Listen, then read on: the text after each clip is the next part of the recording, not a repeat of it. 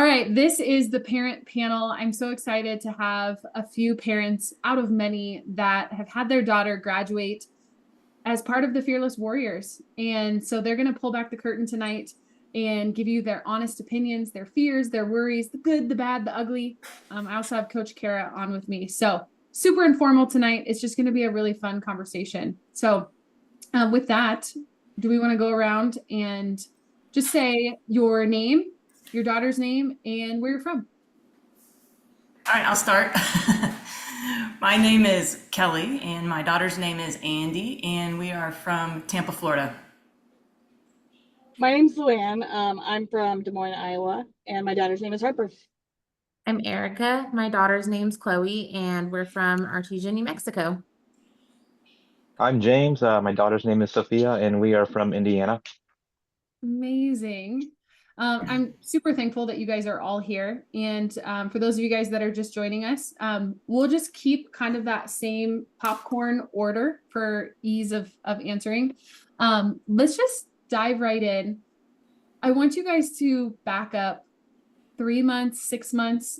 Give us an idea of, how long has your daughter been in Fearless Warriors? When did you sign up? And what were kind of your struggles before signing up for mental skills training? Like, what led you to discover this?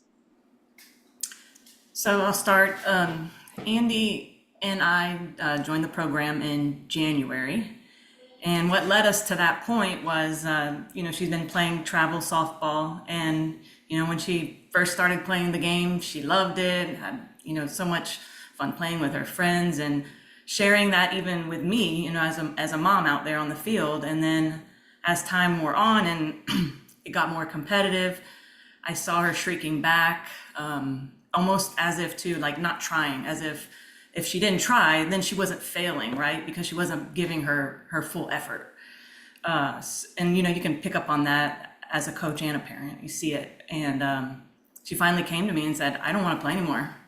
And I felt like, I constantly was like, well, can you give me a reason why? What is it? Tell me what it is about you don't want to play. And the reasons were I didn't feel they were genuine. I felt like she was fishing. I didn't even really know if she knew why she didn't want to play anymore.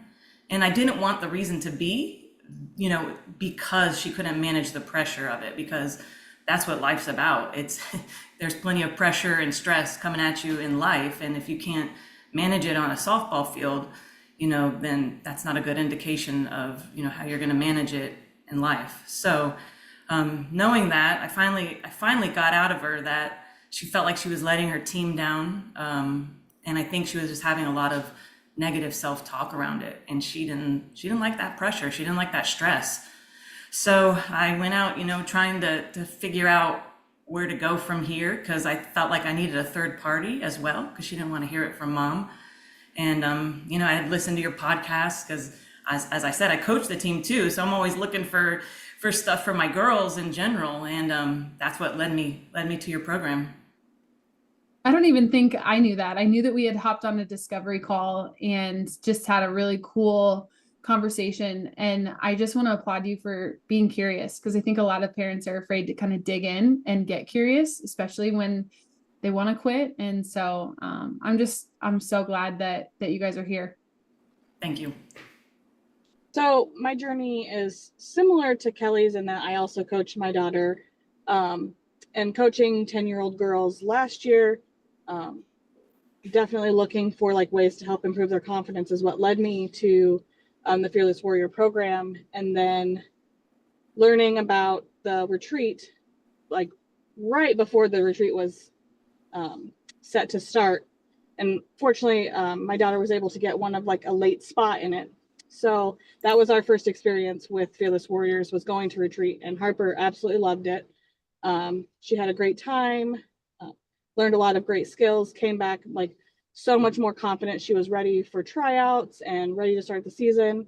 And I kept it in the back of my mind, like, hey, we really need to do the program. But it's like, we were busy. Fall ball was happening and life just kind of got away from us. And then, we're practicing in the winter and she wants a new bat, and like it just kept nagging at me that, like, why am I going to buy her a new bat?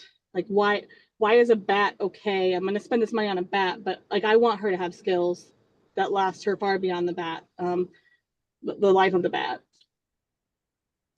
My big pull for the retreat was, I'm about to send my kid to middle school. And middle school is so much more scary than the softball field. Like, I wanted her to have skills to decide, like, who she is. I don't want other people to decide when she can be confident in things. Like, she can decide, like, I own this and I'm confident. And so that was the big pull for me. We've seen huge progress in the way that she handles herself on the mound and not spiraling, out of control after a few rough pitches. She can really, like, pull it together and still be that, like, that leader for her team, even when it's not going fantastic. And that was really what I was looking for. So she did the program January, February timeframe. And she kind of just did it on her own. We talked a little bit about stuff. We typically do some of the calls together. But she adores Coach AB. And so I think that was her big motivator for getting it done. I didn't have to push her. She was ready to go. She knew she had to do the program if she wants to go back to the retreat. So she was all in. That's awesome. So you got a little carrot you got to dangle. I was like, hey, I mean, I love the retreat. You loved the retreat, but we got to do the program if you're going back. Yeah. Yeah. And one of the cool things is when you guys signed up for the program, I actually saw your email come through and I thought you guys had signed up for the Nebraska in-person camp that we ran. I was like, oh my gosh, they're driving all the way here to our, and it was the program, which is great. So yeah, I do remember that. Maybe we'll get an in-person camp eventually, but I'll come to Iowa. Retreat's fun too. Erica, what you got? Okay, so last spring, my husband and I helped coach our daughter's league/travel team. And I wouldn't see her confidence be failing, but I would see we'd be practicing, she'd be at practice or even in a game, and an attitude would sneak out where she would just not be very nice. And I can't do it. I'm not going to do it. And we'd like, well, you have more, you can, we believe in you. And we just didn't know how to help her from there. So I started on this journey. I first started with books and they were good. Don't get me wrong. They were good books. I started reading them for myself too. And last summer, I don't know how, Fearless Warriors popped up on my Facebook, but it did. And I was like, oh, Fearless Fast Pitch. It must have to do with pitching. So I started following it, going through it. And then I just started reading the things that would pop up. Well, last September, we had joined a new travel team. Her dad and I stepped back from coaching, which was the best decision for us and her. And then it started rolling and rolling. And I was like, well, let's try this out. I'd started listening to the podcast. I'd read everything that popped up on Facebook. And I said, really, what have we got to lose? If we're going to invest all this money in a bat that may or may not work, let's try it. There's nothing wrong with it. So we jumped in and tried it. We would do the calls together. We went through the program together. I did the parent training. We listened to the podcast episodes a couple times a week, even just listening to some of the older ones we hadn't heard yet. So good. I forget about the podcast because a lot of the times we, our whole team, it's a whole team effort. So I'm sure, Kara, you're like loving the podcast. And if you're listening to this on the replay, you're probably listening to it on the podcast. That's awesome. The podcast was my baby for a long time. It's no longer my baby, but it's dear to my heart still. James, what comes to mind when you think about before Sophia took the leap for mental training? A lot more frustration on the field than she's showing right now. We joined in January, I believe, and I remember I listen to a lot of podcasts. I consume a lot of podcasts, so I don't even know where I found you guys at, but somehow it popped up, and I'm current now, so I'm all the way through it. But I do remember the moment that I decided that we needed to do something besides put in just the physical work. We do pitching lessons. We were at a pitching lesson one weekend, and I could just see the frustration on her face. Something that she loved doing, and just looked like she didn't want to do much anymore. And it's we did all the physical stuff, and it was time to try something else. And I listened to the podcast and looked you guys up, and that's when I made a decision. Yeah, very cool. And we have Paul joining us. Paul, do you want to do a quick, we just did your name, your daughter's name, and where you guys are from?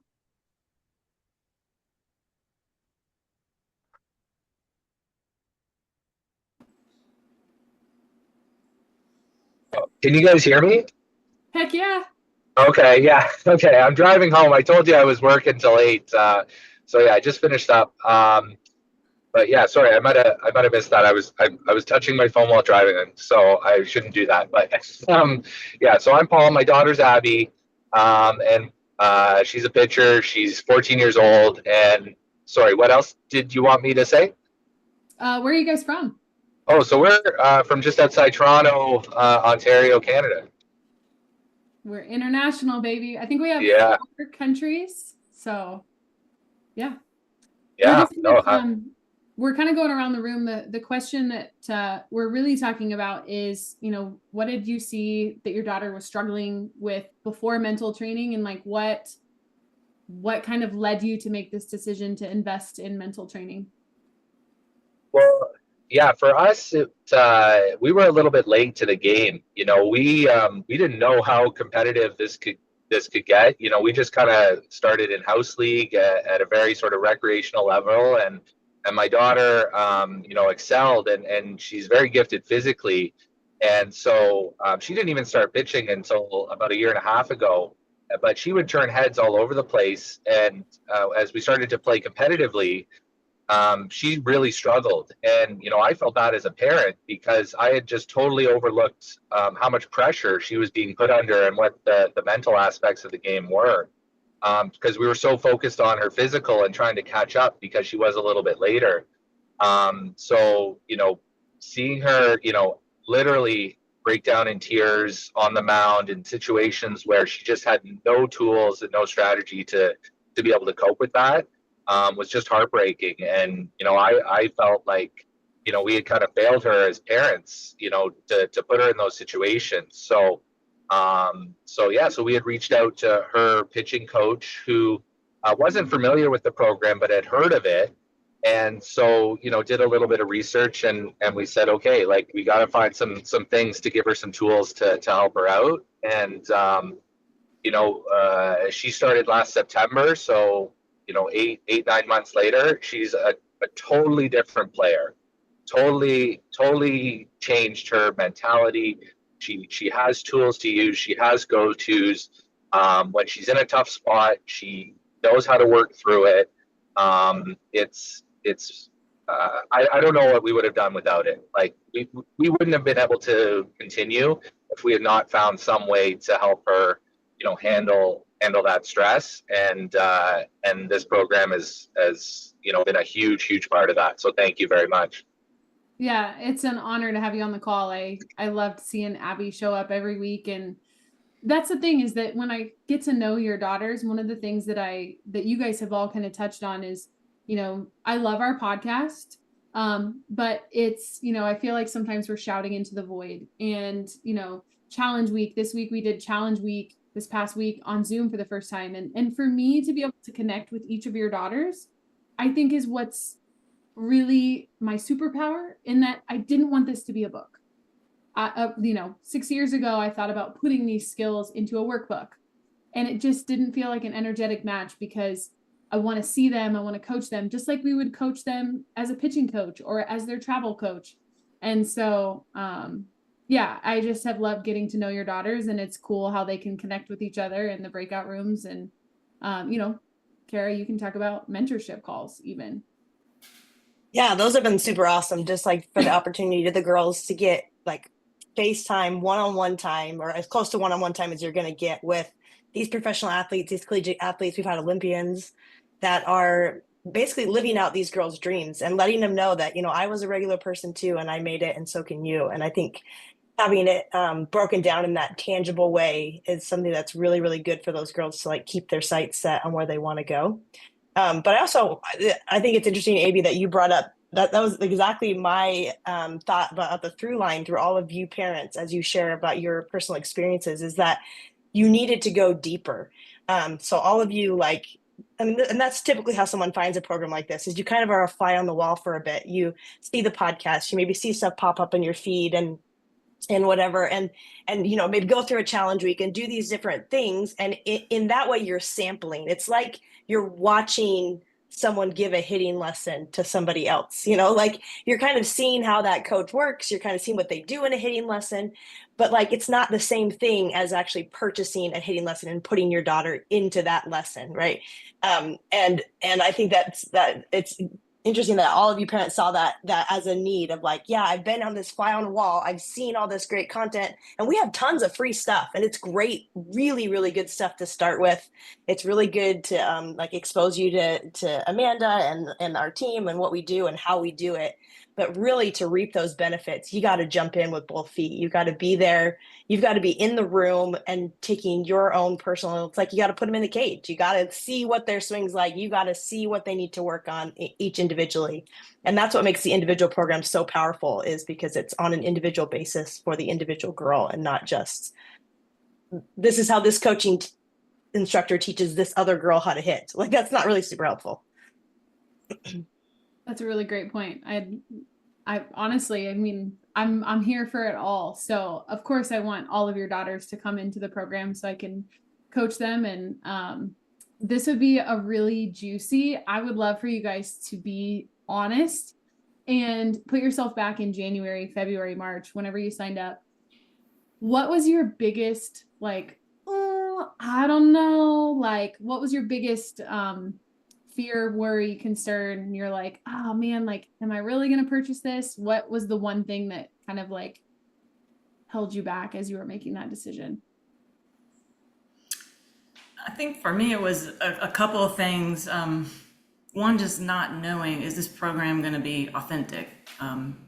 You're getting ready to pay, a large sum of money, and I didn't really know anything other than the podcast or the recordings that I had heard.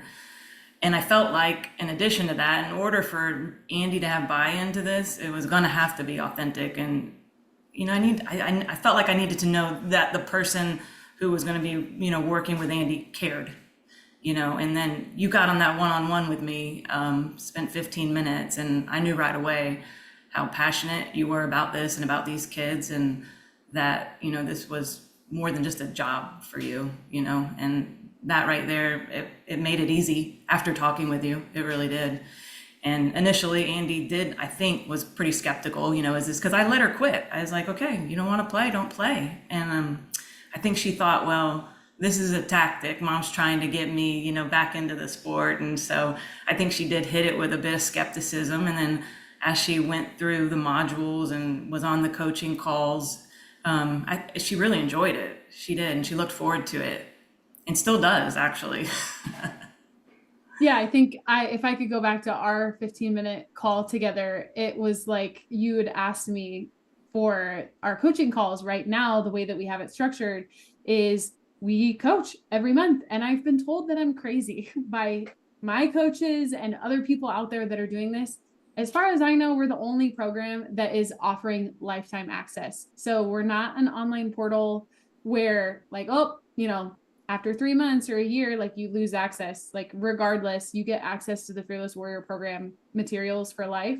But the really cool thing is when I told you that coaching calls were for life as well, we have calls every single month for as long as Andy decides to play. And I remember you looked at me like, wait, what did you just say? And you're like, why wouldn't I buy this? Exactly. I really didn't even believe you. I know. It's hard to believe. We are going to be changing the structure just because we want to bring on, I want to bring Coach Kara, and Coach Sarah is also, certified in this. And we want to bring in more coaches, and we want to do more with them as far as mentorship calls. And so you guys are grandfathered in, you have lifetime access.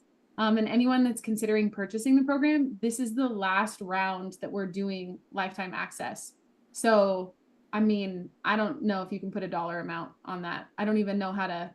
You can't, because if you're buying this for your 10-year-old daughter, she's not going to have the same mental struggles that she is when she's 16. Like, it's just there is absolutely no way. The way the adolescent brain works and develops, like it's going to continue to help at every single stage, every single stage of her life. She'll be able to come back to this, and it's beyond valuable. And Amanda's crazy for offering it. We're doing it. We're doing it. Let's just keep rolling on this question is like, you know, think about the parents that might be listening to this of like, oh, what, you know, put yourself back when you were making this decision. Luann, can you remember? I couldn't figure out how to unmute. Yeah, obviously it is a lot of money. We can't brush by that, but it's about so much more than softball. At any time, like, these girls are going to face tons of adversity from 10 until they're 90. And I want my daughter to feel like she has the skills to deal with that, and push through and do the hard things, because I'm guilty myself as an adult of just not doing hard things. Like I could do that, but I'll step back. Like somebody else can do it. Like they can do it better. But I want Harper to feel empowered that if she wants to do it, she can, and she doesn't need to let somebody else do it. And so we all came here for one reason, because it's like we're seeing our girls struggle on the field. But it's so much more than that. So that's all I got. I love it. That's everything though. That's all. That's it. That's like the tagline to me. Like, honest, like you hit it on the head. These are life skills. This is what they're going to use for their whole life. And they can practice it in an arena where it does not matter if they fail. Like the stakes are so low in this arena. And this is their way that they can practice these life skills, that when it does matter, when it really, really like for their life matters, that they can take those same skills and apply them in a way that's going to bless their lives forever. And the lives of those around them, honestly. As people, we have to be challenged to grow. And if we don't know how to get through those challenges, then we don't put ourselves in those positions. And I never want my daughter to feel like she can't be challenged to do what she wants to do.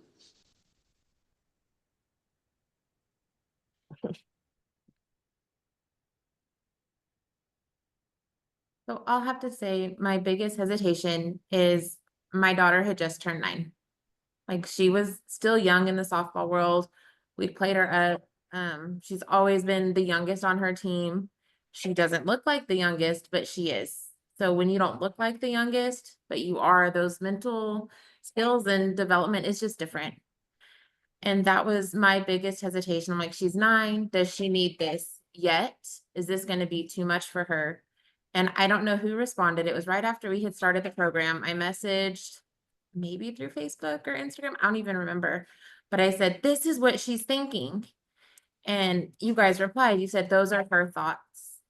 Those are her feelings. And I was like, oh, that's right. I don't control those. There's not like a guideline of what she should be thinking or feeling to work her out of that.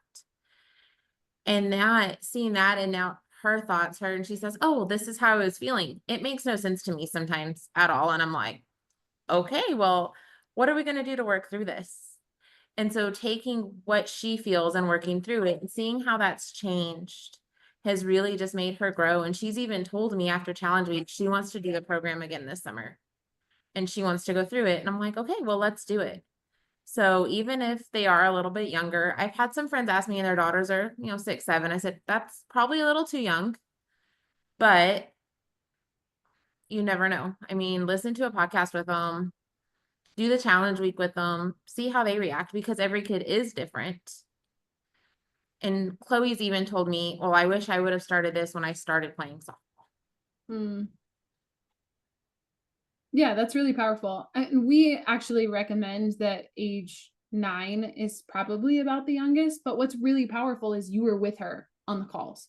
And that's what I want to point out, is that if you would expect your daughter to learn how to pitch or to hit, we would never take an 8 or a 9-year-old and say, here you go, here's the bucket of balls. Like, you would work on the physical skills with her. And so mental skills are the same. We want you guys to be learning alongside her, be doing the worksheets with her, have those as conversations, which is really, really cool. And I'll also say some of my oldest clients are currently in college, and I just did this on today's call. I said, hey, you need to go back and do module 9. We got to talk about failure recovery. You know, I've got girls that are going into postseason, and again, they've been in the program for years. I think Chloe has been with me. Sorry, not your Chloe. Chloe's their season in college right now, and I'm saying, hey, go back to module 5, right? Like the same thing is going back to the basics for physical skills. It's like, okay, well, how do you go back to the basics of mental skills? And so that's really cool that Chloe's seeing that. Well, yeah, and I also think, like, obviously there is too young, but the younger we start, the more we are treating this like preventative care as opposed to just like rehabbing a current issue. And I think to me, if I had a perfect world on a magic wand and I could wave it, I think this program or these skills would be taught to every girl in that 9, 10, 11 range. 11 if he's getting a little bit old, in the fact that at that point it really is preventative. It's a way more, they haven't gone through the changes yet that change their brains literally change through adolescence, and so they haven't gone through those shifts yet.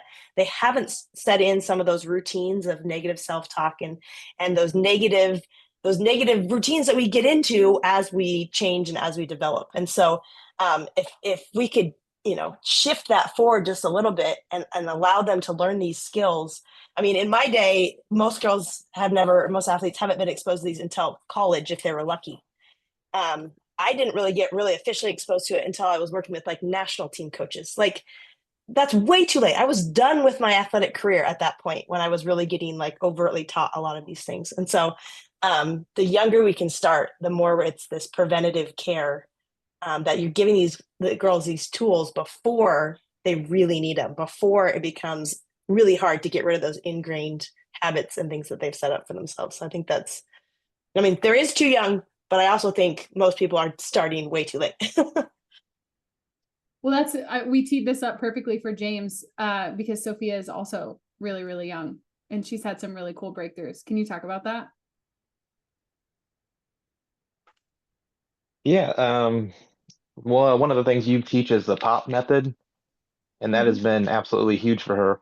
Not just in softball and in schoolwork too. The other week she had a bad spelling test, and then we just broke it down and kind of went through the POP method. You know, we know you've had good spelling tests before in the past. This is one test, and it got her through feeling like she failed at school over one test. But like on the mound and stuff, like when she's a pitcher, 10-year-old pitcher, she used to just have a complete breakdown, hit a batter or two, or have a long inning, few walks, and you could just see it in her face. Like let's say I emailed you not too long ago when we had a tournament, and I had to pull her because inning was getting a little bit out of control, and that would just totally devastate her before, and then going through her little POP method and everything, she took it like a champ and kept a positive attitude and positive mindset.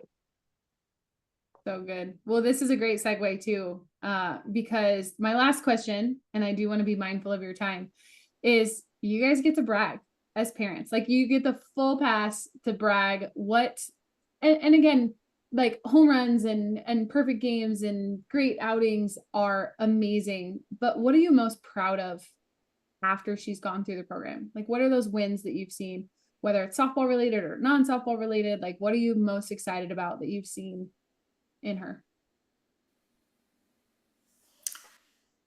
Well, for me, the biggest thing is she came to me on her own and said she was ready to play again. And as we went through this little exercise and I read through your questions, I was looking at the timetable of that. And ironically enough, it was 12 weeks into the program. It was right when she got through that last module. And we were actually in a tournament weekend and she didn't play that Saturday, didn't go. And came to me that Saturday night and said, Mom, I want to play softball again. I want to have fun with it again. I want to enjoy it again. I want to be out there with you and my teammates again. And she came back that next Sunday and, of course, I didn't just like throw her into the games right away. So she just sat on the bench and enjoyed her team and enjoyed being out there again.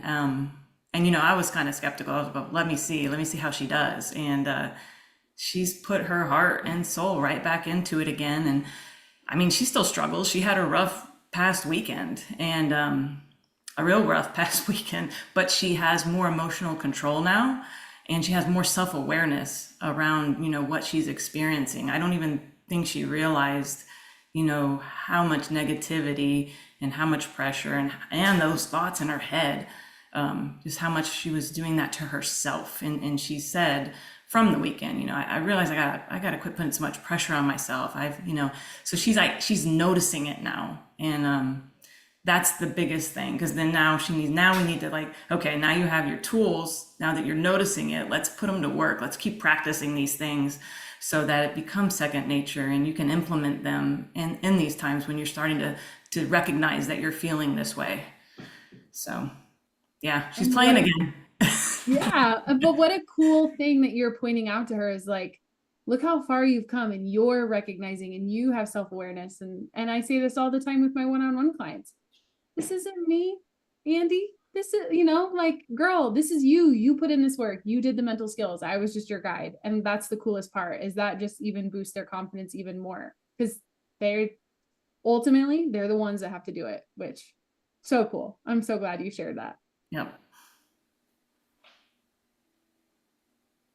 I would say for Harper, my biggest brag is we are the division she's playing in this year is a bit of a stretch for her. She's definitely being challenged. And I think without the program, it would be really easy for her to get down on herself and probably want to quit. But she's pushing herself.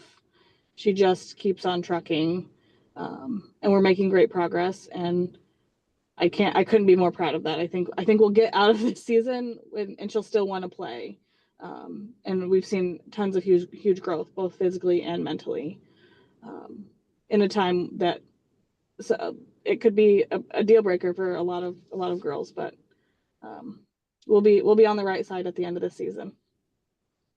I love that.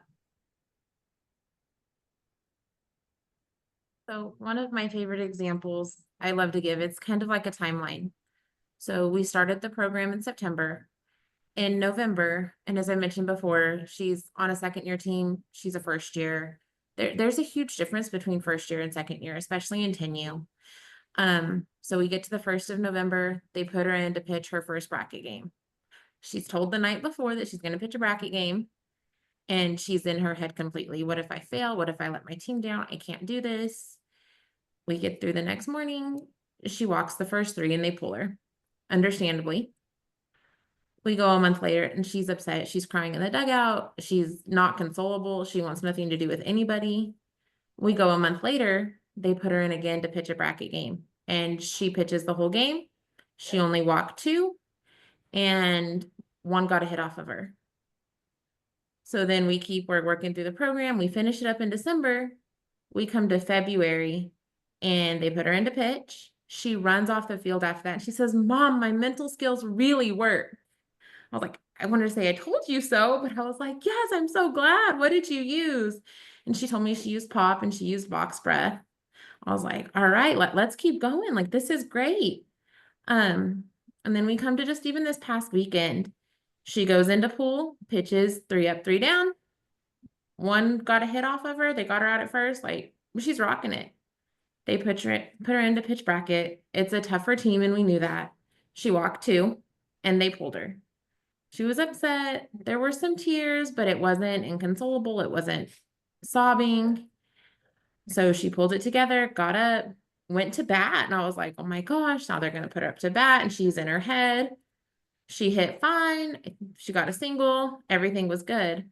Well, then they put her in to pitch the championship game, starting pitcher. And I'm like, oh my gosh, oh my gosh. And she went and she pitched the first 2.5 innings until they started hitting off of her.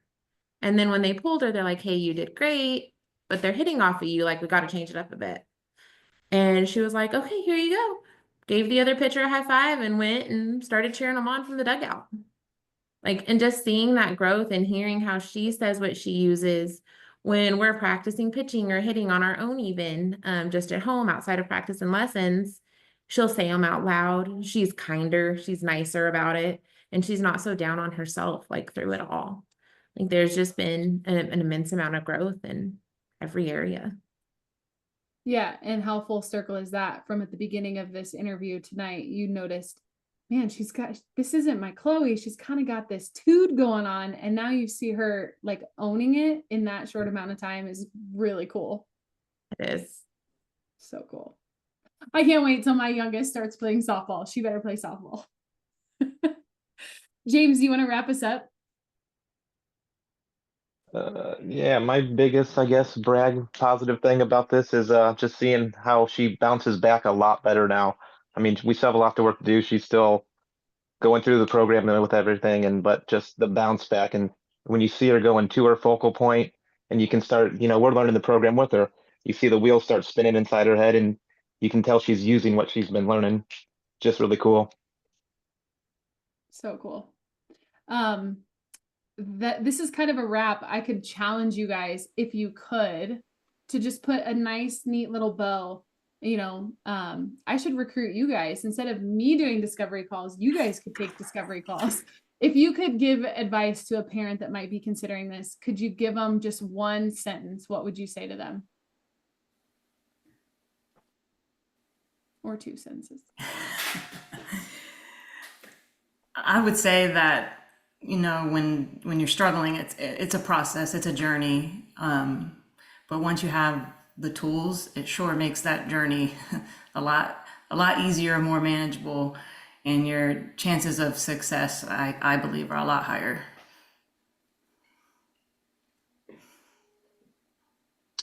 I would say if you see that you think she needs it on the softball field, I can promise you that she needs it at school, and she needs it in life. And so recognize that she needs it even in times that you don't see. Because life is tough for preteen and teenage girls. Agreed. Say you're gonna spend the money on hitting lessons, pitching lessons if she's a pitcher. You're going to spend the time getting her to and from those lessons and practices and games and tournaments. This to me is equally as important, if not more. I would say this is not just investing in her now, or even in just her entire softball career. This is investing in her life.